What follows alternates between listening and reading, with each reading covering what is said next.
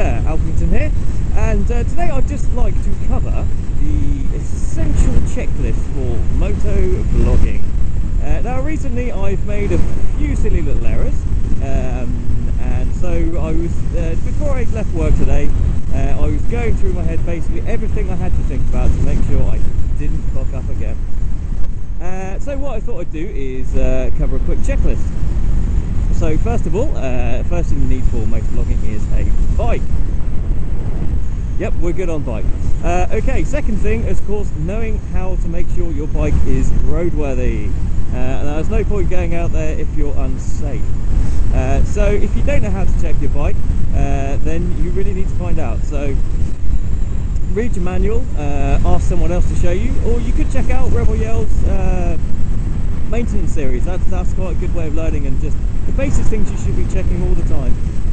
Pre-flight checklist, if you like. Okay, so once you have your bike and you've checked it and it's safe, obviously you want some proper gear on. So don't be going out there without helmets and without proper padding and protection, because if you come off, it's gonna hurt, and then you won't be able to do much vlogging. So that would suck as well. Okay, so once you've got your bike, you're safe, your bike's safe. Camera. Now, depending on what type of camera you have, of course, will affect the following list, but they all need power. So, of course, you do need to double check that your batteries are charged, or of course you have some kind of constant power supply for your bike. Now, if you do other things like spare batteries as well, they're always a good thing to have. And then storage. So depending on obviously what you're filming, whether you're filming a long ride, a series, or really, maybe it's just quite obviously you're filming a short section. But either way, you need to have enough room on your memory card or storage device. So things like obviously checking that it's formatted, it's clear beforehand, or of course if you have enough space. So once you've got that, you need to start filming. So one thing that's always good to check, of course, is that your lens is clean. Without a clean lens, of course, it's going to be blurry. You're going to have blobs on it, or it's never going to be as good as it could be. Okay, now things like exposure settings. I'm going to give a shout out here to Matt H, who I apologise for making you feel sick the other day, mate, because I forgot to check the level on my bullet can. So it was actually to one side, which was a little annoying. So obviously check that. If you've got a bullet cam, make sure it's not like this, which of course isn't that good.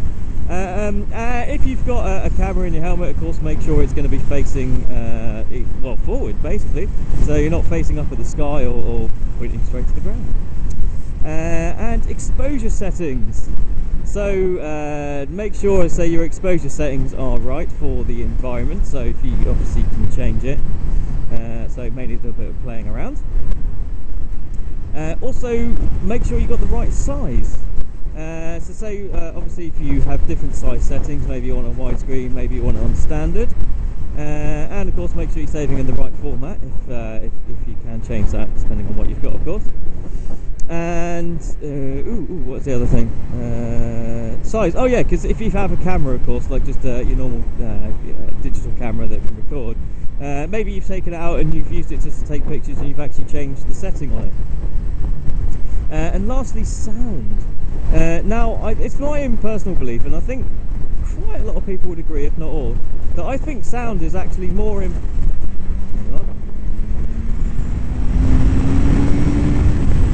I think sound is actually slightly more important than video quality, especially for vlogging. Because if you're talking about a topic, then you want people to be able to hear what you're saying.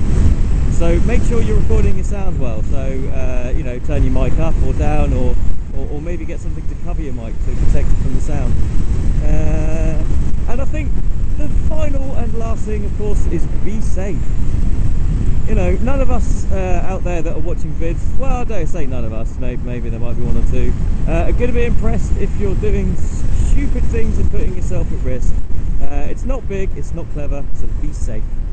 Okay, well, that's my essential checklist through moto vlogging. And no doubt I will probably forget to do something on there myself, so please do pick me up on that.